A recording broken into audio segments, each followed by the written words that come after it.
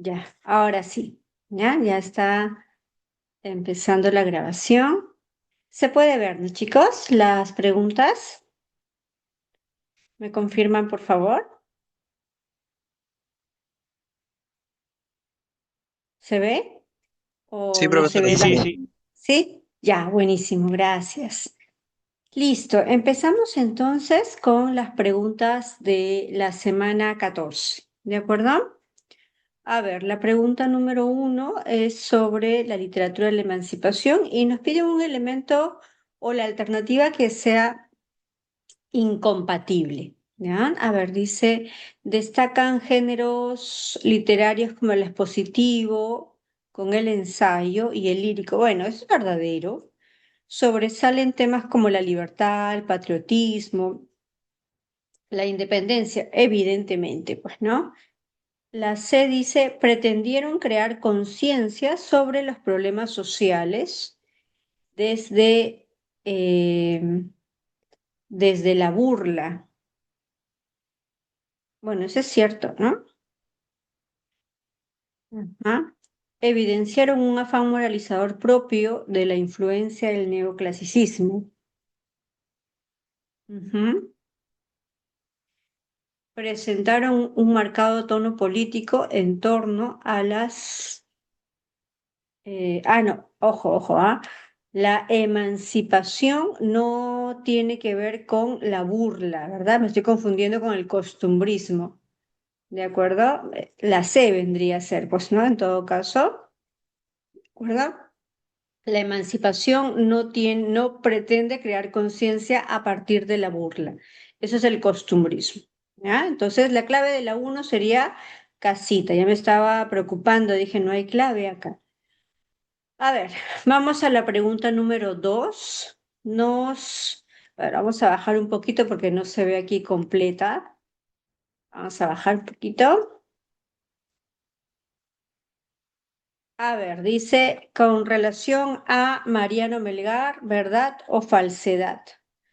Veamos, poseyó una marcada influencia neoclásica que evidenció su vertiente culta, y eso es verdadero, ¿no? Acuérdate que tuvo dos vertientes, la vertiente culta o también llamada neoclásica y la vertiente popular, ¿de acuerdo?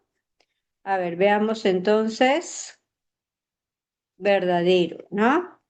Dos, tuvo inspiración en los jarauis, quechuas, claro, por supuesto, ¿no? Los yarabíes tienen influencia de los jarauis. Incluyó el señalamiento de las costumbres y los vicios de la época en sus obras. Eso es falso, eso es costumbrismo, ¿no? Falso. Y por último, fue fusilado en 1815 por el ejército realista tras la derrota de Pumacahua, y esto es verdadero. Entonces sería verdadero, verdadero, falso, verdadero. ¿Qué clave salió? Dadito, ¿no? Dadito, ¿sí? Muy bien, perfecto. Entonces, clave de la 2, dado. Vamos a las siguientes preguntitas. Vamos a ver. Breve tendrá todo gusto este corazón herido. Pronto saldremos de penas, mi bien, mi dueño querido. Olvidaremos pesares siendo larga nuestra ausencia. ¿Para qué más te idolatré? Mi amor, te pido paciencia. A ver, sobre este fragmento del Yarabí 31 de Melgar, ¿cuál vendría a ser la alternativa correcta? ¿Mm? A ver, veamos, ¿cuál vendría a ser? Ujú. A ver, ¿tono patriótico? No, definitivamente no hay un tono patriótico. ¿Sí? Eso lo descartamos. Independentismo tampoco. Ofrece una predilección por la libertad tampoco, ¿no? Exhibe un acento neoclasicista. Y por último, presenta influencia de la poesía quechua. Mm, a ver. Mira, aquí hay un detalle, ¿ah? Tan solo por el hecho de que sea un yarabí, ya podemos deducir que tiene influencia de la poesía quechua, ¿de acuerdo? Tan solo porque es un yarabí. Entonces, ojo, acá hay un detalle. Incluso solamente nos pudieron haber dicho sobre el yarabí 31 sin mostrarnos el fragmento y ya la clave hubiera sido la E, ¿cierto? Hubiera sido la E, ¿sí? Entonces, 3, escalerita, ¿ya? 4, sobre las características del costumbrismo, identifique la opción incompatible. Ahora sí ya nos vamos a la República y hablamos del costumbrismo. A ver, predominó el retrato de las costumbres de la época, obviamente, ¿no? Empleó la burla, sí. Evidenció la influencia neoclásica en su vertiente criolla. Y eso es falso, ¿verdad? La influencia neoclásica no aparece en el costumbrismo, ¿ya? Clave de la 4, entonces, casita, ¿ya? 4, casita. Muy bien, vamos a la pregunta 5. 5 y 6, a ver. Sobre el costumbrismo, relacionemos autor-obra. A ver, Asensio Segura, el sargento Canuto y también Ñacatita. Y respecto a Pardo y Aliaga, sería Frutos de la Educación y un viaje. Entonces, ¿qué clave sale acá? ¿Qué clave saldría? 1 AD, 2 BC. ¿Sí? Sí, ¿verdad? Muy bien, clave entonces, casita, ¿verdad? ¿Sí? Clave de la 5 sería casita. Pregunta número 6 sobre Asensio Segura. Dice, a ver, es Disculpe, ¿cuál considerado era la el 4? Disculpe, ¿cuál era la 4? padre del teatro, poesía del Teatro Nacional por sus destacadas obras dramáticas, mientras que Pardo es de la vertiente anticriolla y funda el Ok. periódico El Espejo de mi Tierra. Entonces, ¿cuál sería la clave? Ah, la C, ¿de acuerdo? Clave de la 6 sería entonces casita, ¿de acuerdo? Muy bien, esa es una pregunta como para recordar, va, hay por ahí títulos y vertientes, ¿no? A la que pertenece cada uno de los representantes del costumbrismo. 6 casos, entonces. A ver, vamos a la pregunta 7 y 8. Enunciados, ay, 7. Enunciados correctos sobre la obra de Asensio Segura. A ver, veamos. Sobre la obra de Asensio Segura. ¿Incluye personajes populares? No, pues Asensio Falso. y de clase media. A ver, Falso. aquí sería falso, ¿no? Debido a su corriente anticriolla. No, él es criollo, ¿no? Precisamente por eso presenta personajes populares. Sería falso, muy bien. Giros lingüísticos, jergas, refranes típicos, sí, ¿no? Verdadero. Eso vendría a ser precisamente el hecho de que se le considere popular, ¿no? Y evidencia costumbres y modos de actuar de la Lima de su tiempo. Eso vendría a Falso. ser. No, también todos, los dos, ¿ah? Tanto Asensio Segura como Pardo lo que hacen es, por eso forman parte del costumbrismo, precisamente, ¿no? Muestra cómo se vive la Lima de aquellos tiempos. Entonces sería falso, verdadero y verdadero. ¿De acuerdo? 7 dadito, ¿ya? Vamos a la 8. sobre Pardo, a ver, incompatible. Pardo, acuérdate que es anticriollo, representa un viaje, este artículo de costumbres. Evidencia una actitud moralizante en su sí, ¿no? La burla la utilizan a través para la crítica. Cuestiona las instituciones sociales y la política de su época también. Incorpora en sus obras temas como la libertad y el patriotismo. No, pues no, la libertad y el patriotismo es emancipación, ¿de acuerdo? Clave entonces de la 8, casa. A ver, vamos a las últimas dos preguntas. A ver, personaje y descripción nos dice. A ver, Ñacatita. Ñacatita es la vieja alcahueta y criolla, ¿cierto? Vamos a poner acá. Ñacatita vendría a ser la vieja alcahueta y criolla. Don Alejo, el pretencioso, ¿no? Sí, el hombre pretencioso que se hace pasar como un tipo noble.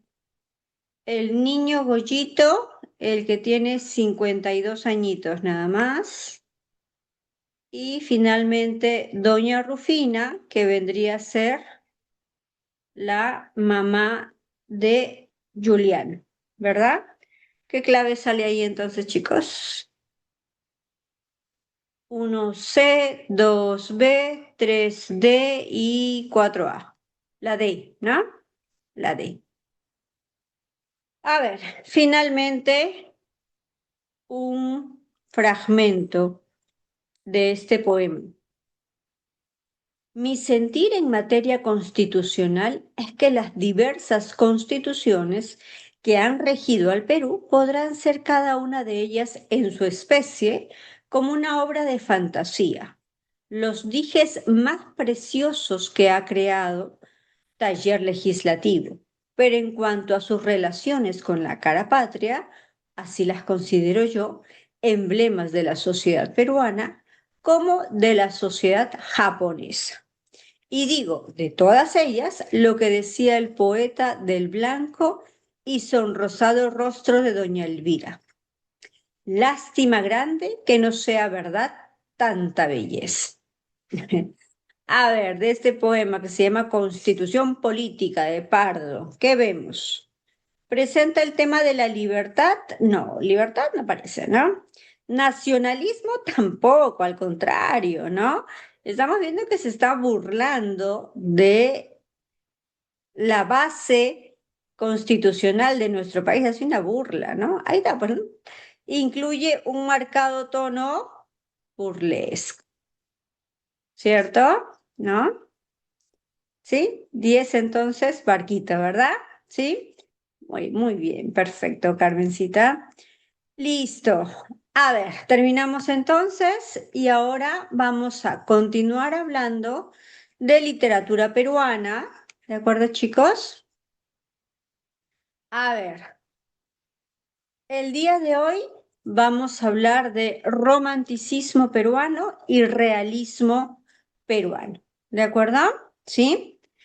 A ver, recordemos pues que nosotros ya hemos hablado, vamos a hacer nuestra línea de tiempo, ¿te parece? Para ubicarnos un poquito en tiempo y espacio, ¿ya? Una línea de tiempo a partir de solamente la literatura peruana, ¿ya? A ver aquí, veamos, aquí.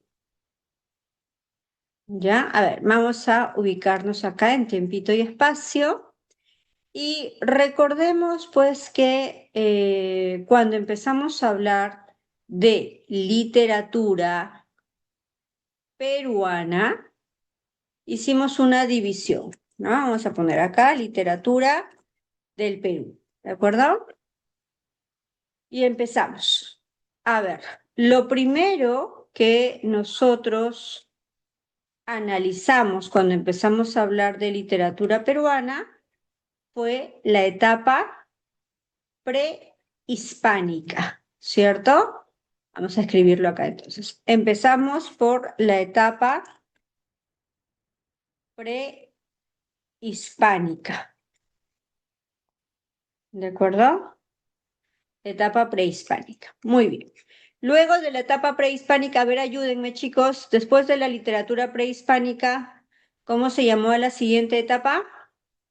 ¿En qué nos convertimos de España? A ver,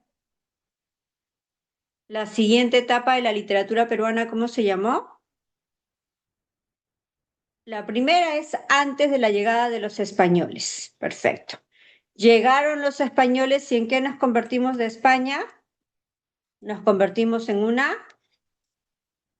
Vamos chicos, ¿ah? No te olvides, nos convertimos en una colonia. Por ende, a esta etapa se le llama literatura colonial. ¿De acuerdo?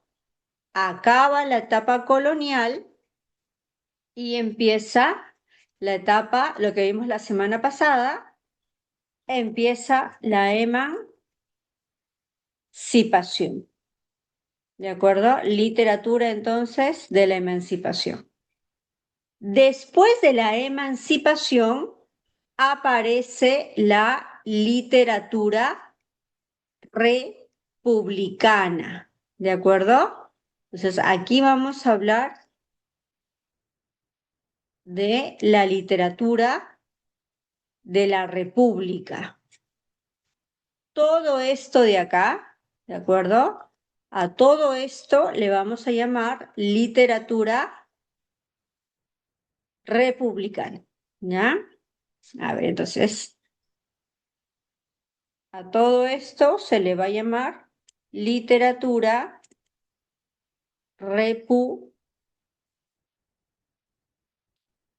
republicana. Dentro de la literatura republicana nos encontramos con la primera corriente literaria ubicada en la etapa republicana. ¿Cuál es esa? Eso precisamente vimos la semana pasada. Y la primera fue el costumbrismo. ¿De acuerdo? El costumbrismo. Después del costumbrismo, ¿de acuerdo? Después del costumbrismo, precisamente aparece lo que vamos a ver el día de hoy. ¿De acuerdo? ¿Sí? Hoy día vamos a hablar de literatura romántica. ¿De acuerdo? Vamos a hablar entonces aquí. Después del costumbrismo va a venir el romanticismo peruano. ¿De acuerdo? El romanticismo peruano. Después del romanticismo, ¿cómo se llamaba la corriente estética opuesta al romanticismo? A ver, ¿cómo se llamará la opuesta al romanticismo? Claro, pues ¿verdad, Antonella? Se va a llamar el realismo. ¿De acuerdo? Entonces, hoy día vamos a hablar de romanticismo y de realismo. ¿De acuerdo? Aquí, realismo. A ver, recordemos un poquito fechas. Chicos, a ver, recordemos fechas. ¿Cuándo empieza la literatura prehispánica? Acuérdate que nosotros no tenemos una fecha de inicio, ¿ya? Nosotros no nos inventamos a ningún personaje como Homero, como lo hizo la literatura occidental, ¿de acuerdo? O sea, no hay una fecha de inicio, pero sí podemos saber cuándo termina o cuándo llegan los españoles, dando origen a la literatura colonial. Eso es 1532. Después, para la emancipación, tomamos en cuenta la rebelión de Tupac Amaru II en 1780, la República, la proclamación de San Martín en 1821 o la capitulación de Ayacucho en 1824, ¿no? Dependiendo Si te ponen 21, sabes que se refieren a la proclamación de la independencia. Si te colocan 24, a la capitulación de Ayacucho, ¿de acuerdo? Y la república, pues continúa hasta el día de hoy, ¿verdad? Seguimos siendo una república, ¿cierto? Muy bien. El costumbrismo entonces data de la segunda década del siglo XIX, más o menos, ¿de acuerdo? Hasta mediados del siglo XIX, o sea, aproximadamente hasta 1850, más o menos, aprox, ¿ya? Y el romanticismo va a tener una coincidencia de más o menos una década con el costumbrismo porque data desde 1840, ¿de acuerdo? Desde 1840. Y el realismo, ¿de acuerdo? El realismo, a ver, chicos, ayúdenme ustedes con esta fecha. Para que empiece una literatura realista en nuestro país, se habla de un hecho histórico fundamental, la guerra con Chile, ¿sí? La guerra con Chile. ¿Cuándo fue la guerra? Exacta, ¿verdad, Carmen? ¿Sí? ¿Se acuerdan cuándo fue la guerra con Chile? ¿En qué año? ¿Te acuerdas? ¿En qué año fue que se dio la guerra con Chile? Esa es una fecha que tendremos que recordar, ¿ya? 1800, ¿de acuerdo? Ay, no quiere escribir. A ver. 1879. ¿De acuerdo? La guerra con Chile, precisamente, o sea, ese episodio tan terrible va a darle paso a esta corriente literaria, el realismo, ¿ya? ¿De acuerdo? Exacto, exactamente, ¿sí? Más o menos va a durar unos 3 años, hasta 1883, aunque los chilenos, como bien recuerda Carmen, se van recién en 1884, que es cuando nosotros recién pudimos pagar la deuda por haber perdido la guerra. ¿De acuerdo? ¿Sí? Entonces va hasta el 83, pero recién en el 84 es que los chilenos empiezan a desocupar nuestro país. ¿Ya? Algunos libros te van a mencionar el inicio de la guerra con Chile, otros libros te van a mencionar el fin. ¿Ya? Y el realismo más aprox, más o menos, va a durar hasta entrado el siglo 20, o sea, hasta 1900. ¿De acuerdo? Muy bien, miren, eso, todo eso ya vimos, ¿ah? Hoy entonces vamos a concentrarnos solamente en esta segunda, segunda corriente literaria ubicada en la etapa republicana, el romanticismo, y la tercera corriente sería el realismo, ¿de acuerdo? Entonces, acuérdate, ¿ah? El romanticismo empieza en 1840. ¿Y te acuerdas cómo se llamó más o menos a esta década? ¿Qué es lo que estaba pasando en nuestro país? ¿Te acuerdas esa famosa prosperidad? Pero, ¿qué tipo de prosperidad era? Hola. Exacto, Hola. ¿verdad? La famosa prosperidad falaz. ¿Sí? Ese es entonces el contexto en el cual se inicia el romanticismo peruano. ¿De acuerdo? ¿Sí? Comienza entonces en 1840, Ramón Castilla gobernándonos, el Perú aparentemente muy desarrollado, pero que termina esta etapa con algo terrible como la Guerra del Pacífico. El romanticismo, ¿por qué se caracteriza? Tú ya lo sabes, ¿no? Exaltan pues las emociones, tiene un gran interés hacia el pasado, o sea, hacia la visión histórica, vamos a encontrar cuentos, poemas, y el romanticismo peruano va a estar muy, pero muy influenciado por el romanticismo europeo, es el español, básicamente. Tenemos a varios representantes que no nos va a sorprender que van a ser también militares, ¿sí? Don Ricardo Palma, Carlos Augusto Salaverry, Benjamín Cisneros, Narciso Arestegui, Nicolás Corpancho, que van a ser personajes fundamentales, ¿no? Exacto, son héroes de guerra.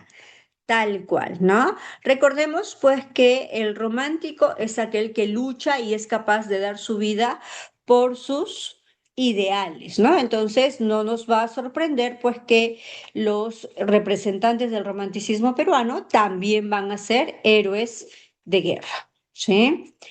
Recordemos, ¿te acuerdas? España nos quiso volver a colonizar, ¿sí o no? Sí, Claro, sí, Claro, ¿verdad? La famosa batalla del 2 de mayo, ¿no?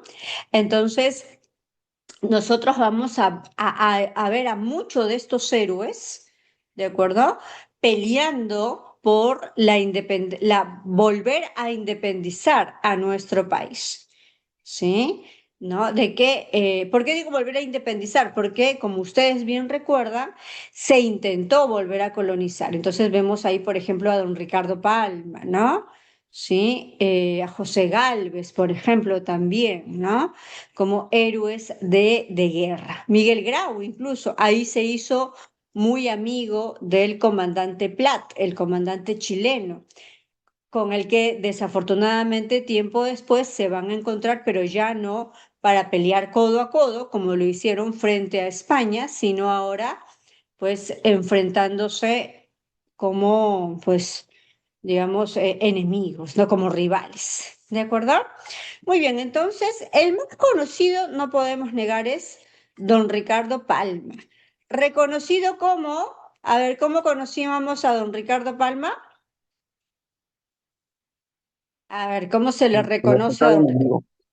Exacto, ¿verdad, Josué? El bibliotecario mendigo, ¿no? ¿Verdad? Muy bien, Juan Diego. Claro, después de la guerra con Chile, que digamos nos quedamos en una crisis no solamente económica, política y social, sino también en una visión académica terrible, ¿verdad? Utilizaron nuestra biblioteca como caballeriza y se perdió absolutamente todo lo que teníamos. Entonces, es ahí pues que aparece la figura de don Ricardo Palma, que va a tocar puertas y va a reconstruir la biblioteca de nuestro país. Otra digamos, de las acciones importantes que va a tomar don Ricardo Palma es el fundar la Academia Peruana de la Lengua. Él tiene muchos estudios filológicos, es decir, del estudio de la lengua, ¿no? Del análisis de la lengua, básicamente peruana. Él incluye al Perú para que se analice también como parte pues, del desarrollo fundamental de la filología en América y del español, porque definitivamente nosotros hablamos español, pero nuestra forma de hablar es muy distinta de pronto a la europea, ¿no? Entonces, él logra también este reconocimiento. ¿Cuál es la obra más reconocida de don Ricardo Palma? A ver, ¿cómo es que se llama?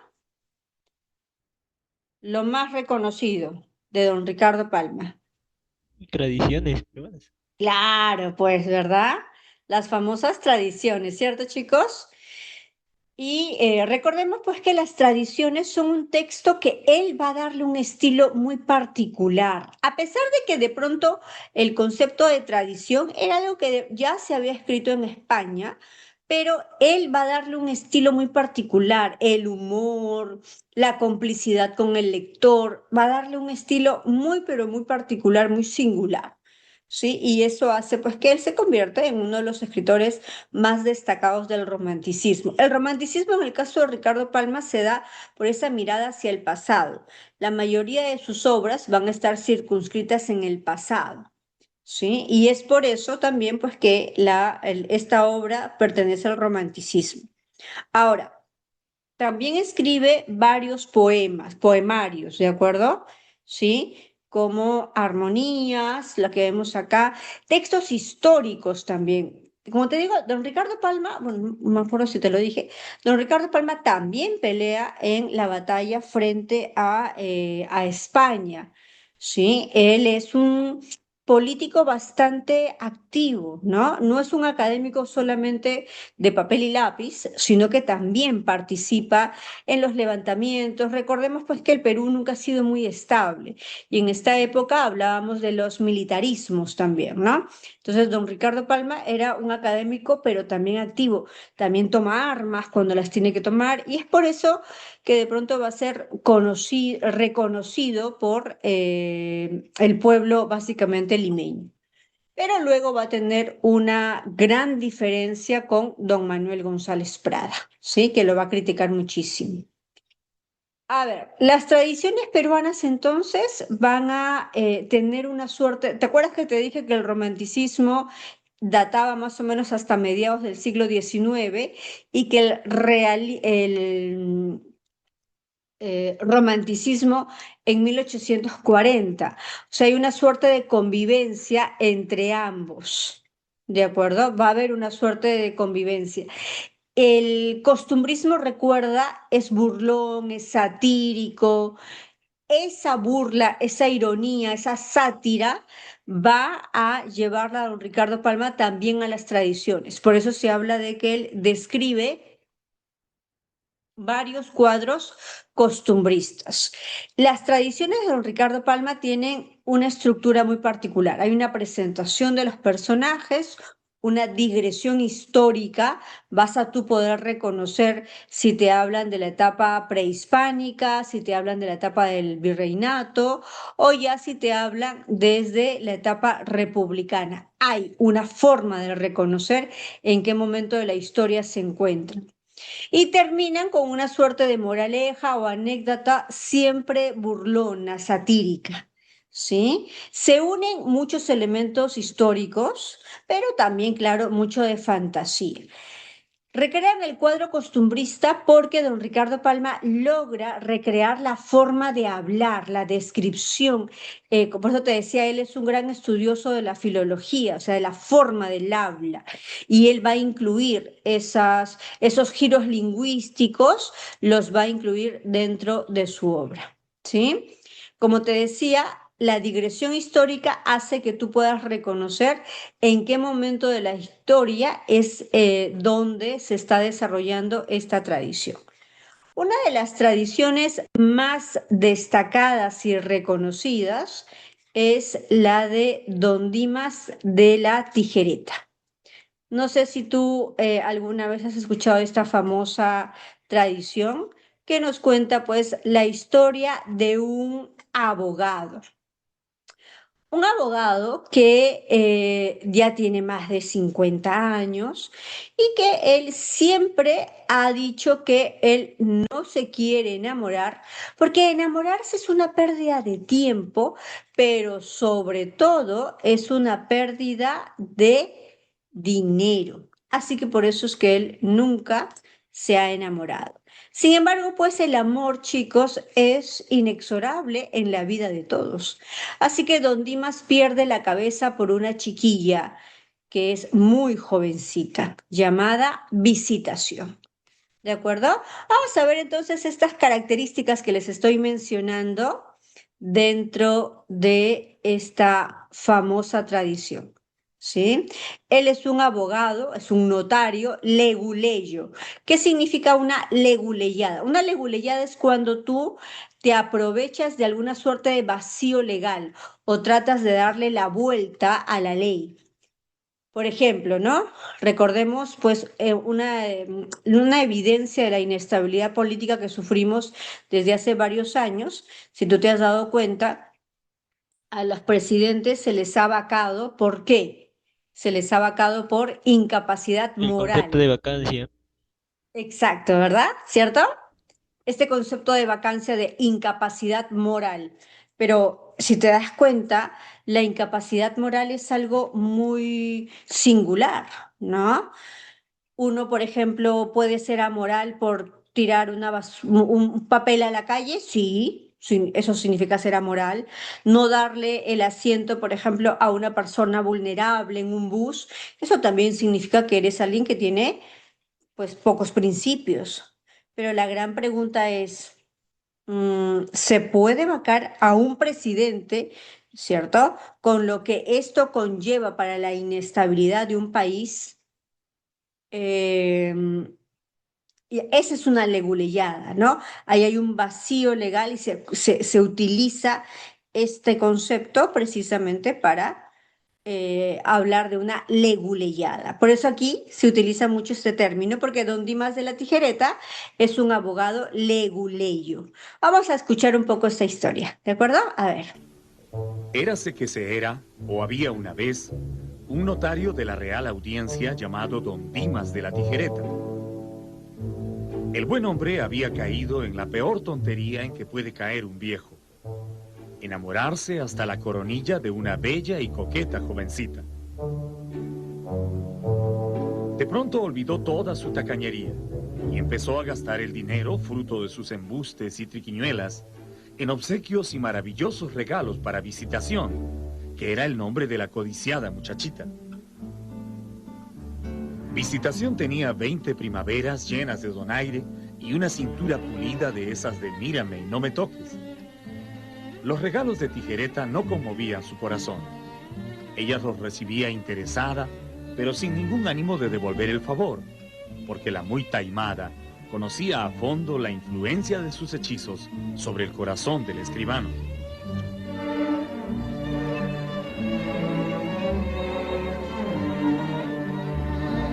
Exasperado por los desaires de Visitación que no terminaba por decidirse, don Dimas de la Tijereta se dejó llevar por el enfado y gritó con fuerza en plena calle: ¡maldición!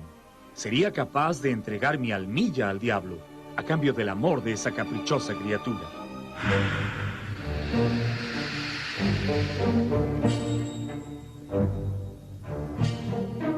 El grito del notario resonó inmediatamente en los muros del infierno, donde Lucifer siempre está atento a las debilidades de los hombres.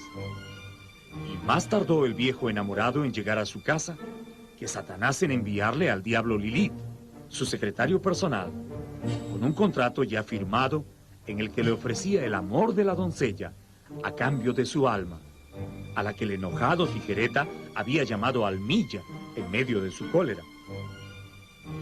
El acuerdo era simple. El diablo le entregaría a Visitación por 3 años, al cabo de los cuales Lilith vendría personalmente por su alma.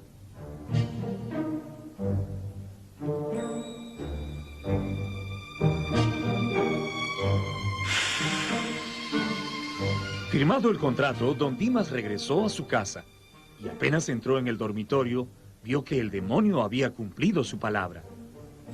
Visitación estaba allí, cálida y amorosa, esperándolo en la alcoba.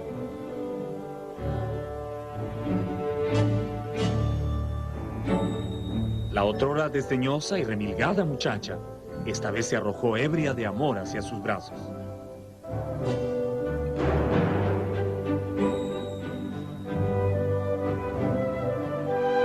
Y ahora miremos al agua, porque es peligroso extenderse en pormenores y requiebros de los amantes. Y así como el agua corre bajo el puente, el tiempo también corrió, mes tras mes, día tras día, colmando de felicidad a don Dimas de la Tijereta. El amor entre el notario y Visitación crecía conforme pasaba el tiempo, pero ya habían transcurrido 2 años y muchos meses, y el plazo se estaba cumpliendo.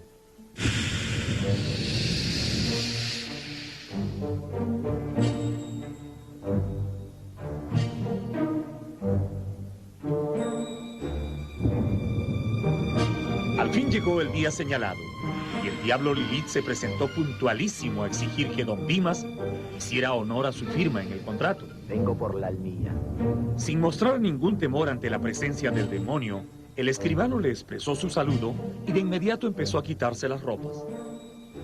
No es necesario que se desnude, le dijo Lilith. Así como está, yo me lo llevo sin problemas. Pero sin desnudarme no podría pagarle, le respondió don Dimas, mientras se quitaba su prenda más interior y se la extendía al enviado del infierno. ¿Qué quiere usted que haga con esta prenda?, preguntó sorprendido Lilith. Cobrarse, le contestó el escribano. Esa prenda se llama almilla, y eso es lo que yo le he vendido. Revise usted el contrato, lea bien, y verá que dice almilla. Lilith no quiso discutir con el leguleyo y sin pensarlo dos veces lo arrastró directamente al infierno, para que el mismo Satanás decidiera el asunto.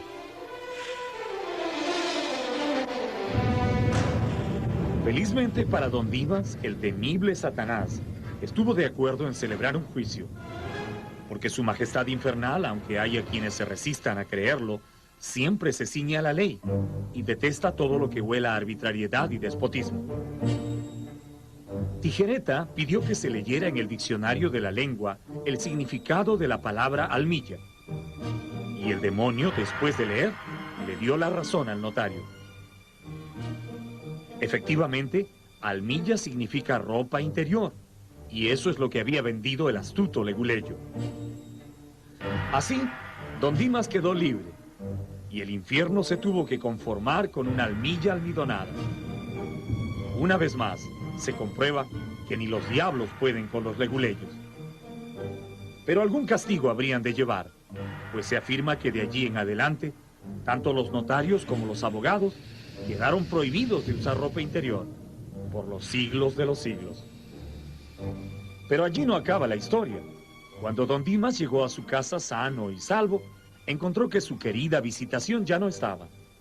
Solo encontró una breve nota de despedida. Destruido el diabólico hechizo, ella había corrido a encerrarse para siempre en un convento. Bien, sí, entonces aquí aparece lo que te estaba mencionando, ¿no? Los famosos giros lingüísticos. No sé si, a ver, ¿te acuerdas la descripción que hicieron de Visitación? ¿Cuántos años tenía Visitación? ¿Te acuerdas? Dijeron, ¿tenía 20 años? No dijeron eso, tenía exacto, ¿verdad, Antonella? 20 primaveras. Jesús, bien, perfecto, ¿ah? Han estado bien atentos, ¿no? 20 primaveras llenas de donaire, ¿cierto? Y la descripción que hacen de ella, ¿no? No dijeron era una chica coqueta, no, dijeron que tenía una cinturita de esas, mírame, pero no me toques. ¿De acuerdo? ¿No? A eso le llamamos giros lingüísticos, ¿de acuerdo? ¿Sí? Don Ricardo Palma, vuelvo a señalar, ¿no? Tiene este concepto del humor propio del costumbrismo peruano, ¿de acuerdo? Estos giros lingüísticos también que hacen que se pueda analizar la forma de hablar de aquella época. ¿Sí? Esa es la característica, o el inicio, no sé si recuerdas el inicio, érase que se era o había una vez, por ejemplo, ¿no? Entonces, estas son las particularidades por las cuales, pues, don Ricardo Palma es un escritor tan destacado. Otro de los representantes, no olvidemos, es el hijo del presidente más joven que tuvo nuestro país, Carlos Augusto Salaverry, ¿de acuerdo? Su padre, Felipe Santiago Salaverry, fue el presidente más joven y él tiene un famoso poemario titulado Cartas a un ángel, publicado en 1871. Dentro del poemario Cartas a un ángel hay un poema llamado Acuérdate de mí, que tiene todas las particularidades del romanticismo europeo, ¿no? La interjección, mira, oh, cuando vea en la desierta playa, con mi tristeza y mi dolor a solas, el vaivén incesante de las olas, me acordaré de ti, ¿sí? Entonces ahí es propio, ¿no? O sea, lo que tú reconoces como romanticismo, lo vamos a ver en Cartas a un ángel. Es un gran poeta romántico y también, como ya te había mencionado, un militar, ¿de acuerdo? Que es capaz, pues, de dar su vida por defender a su patria. Acuérdate que el nacionalismo, el concepto de patria, también forma parte de las características del romanticismo, ¿sí? Y el romanticismo peruano no va a ser la excepción. ¿De acuerdo?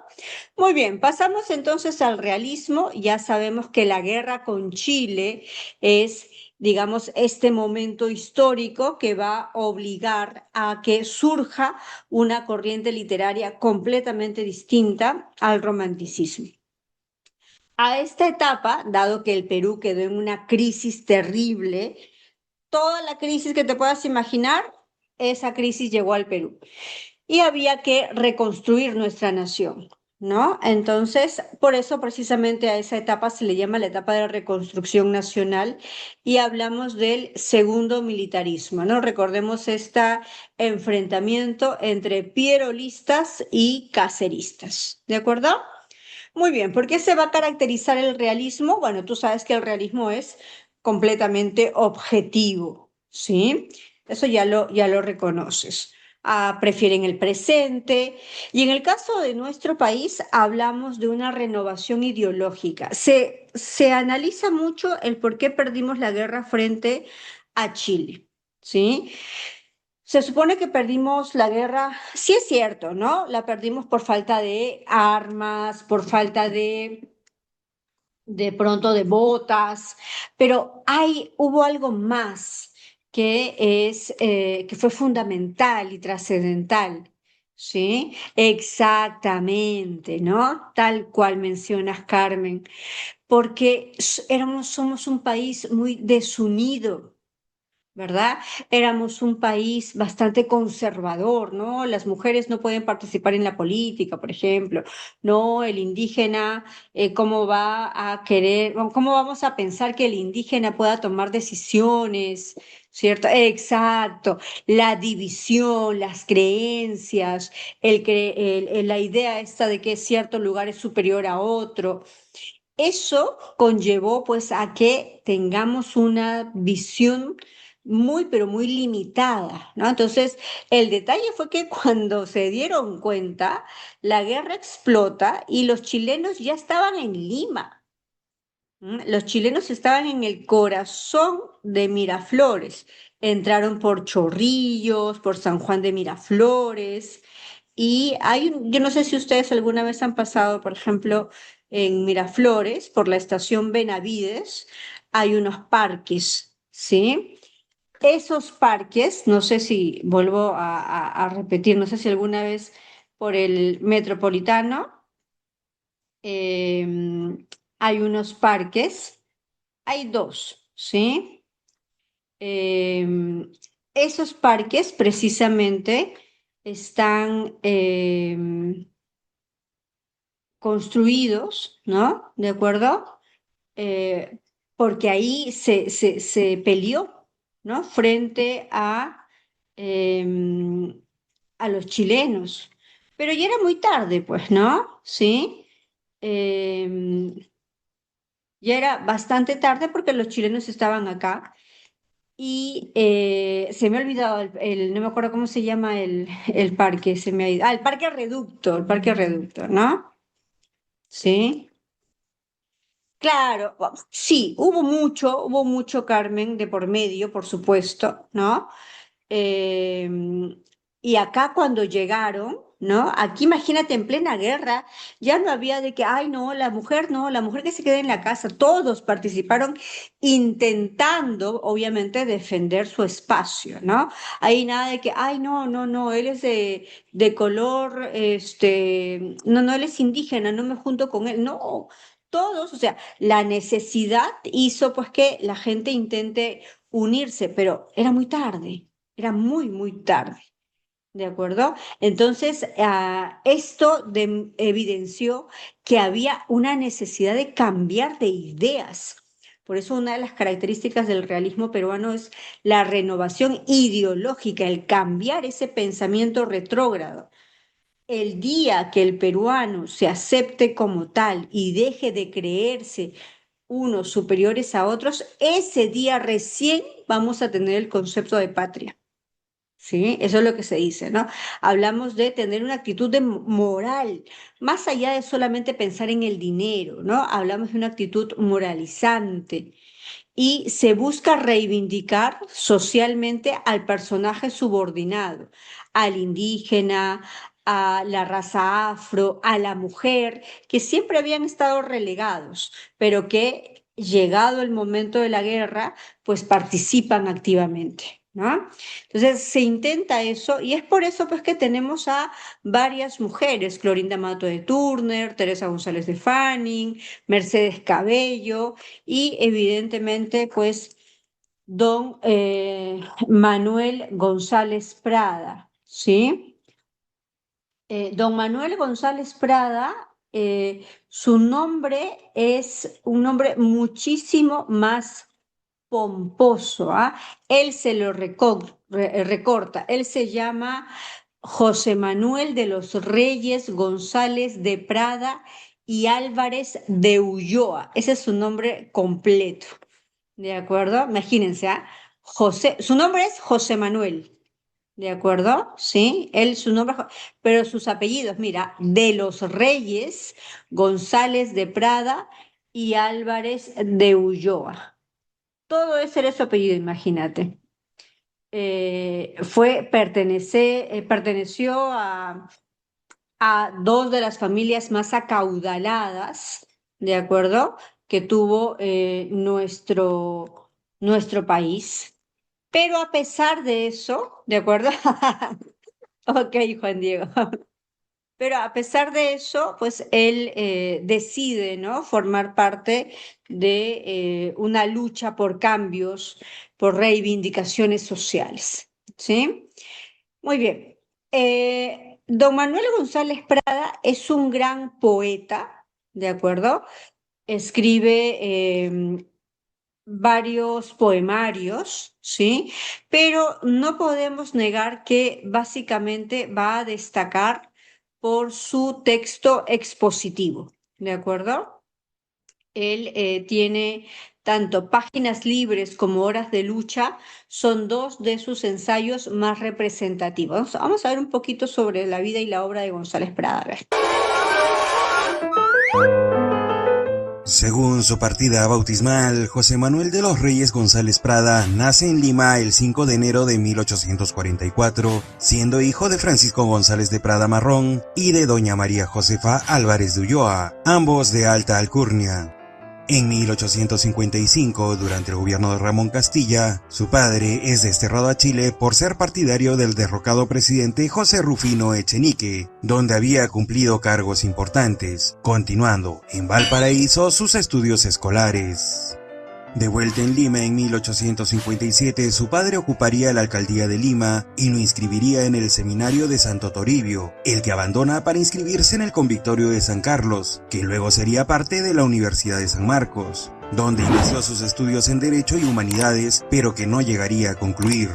Cuando su padre fallece en 1863, Manuel abandona el convictorio de San Carlos y da sus primeros pasos en la literatura, escribiendo sus primeros ensayos y poemas. Por aquel entonces aparecen sus primeros artículos en el diario El Nacional, caracterizándose por su dura crítica y un evidente radicalismo, a la vez que publicaba su primera letrilla en El Comercio, la cual data de 1867.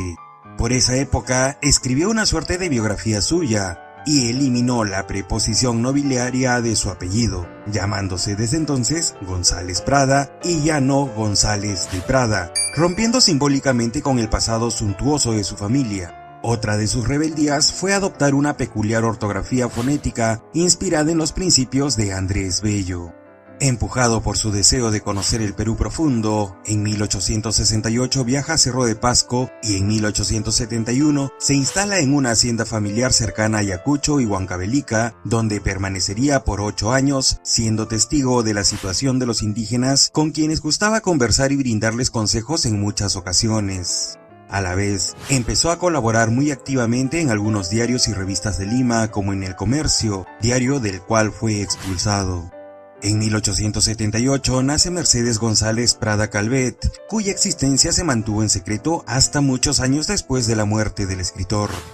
Saben que me dedico a redes sociales. Grammarly me ha ayudado a encontrar las palabras perfectas para sentirme más segura a la hora de enviar estas cotizaciones. Sí, perdón por la propaganda. Durante la guerra con Chile, promovió la creación del Ejército de Reserva conformado por civiles para la defensa de Lima, siendo nombrado capitán de una compañía, participando en la batalla de Miraflores y, al ser la derrota inevitable, recibieron la orden de regresar a Lima.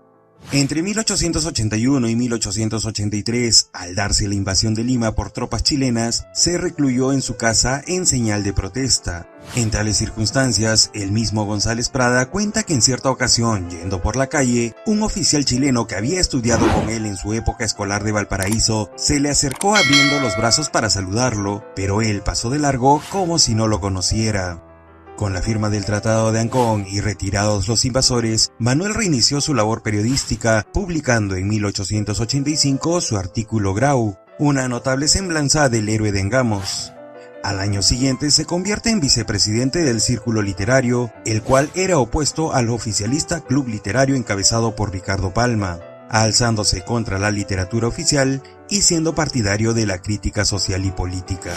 Se convirtió en enemigo de todo lo viejo y decadente en ideas y literatura, siendo partidario de la europeización del Perú, lo que le granjeó muchas enemistades. La obra de González Prada, chicos, con esto vamos a acabar. Tienes que recordar, se dice que es anti-hispanista, porque según él, los españoles fueron los que nos dieron lo peor. Entonces, por eso se dice que su obra es antihispanista y es precisamente por eso que él no respeta la gramática española. Escribe con Y, con I, con S, con Z, con G, con J, porque él intenta de esa forma, digamos, ir en contra de la influencia española.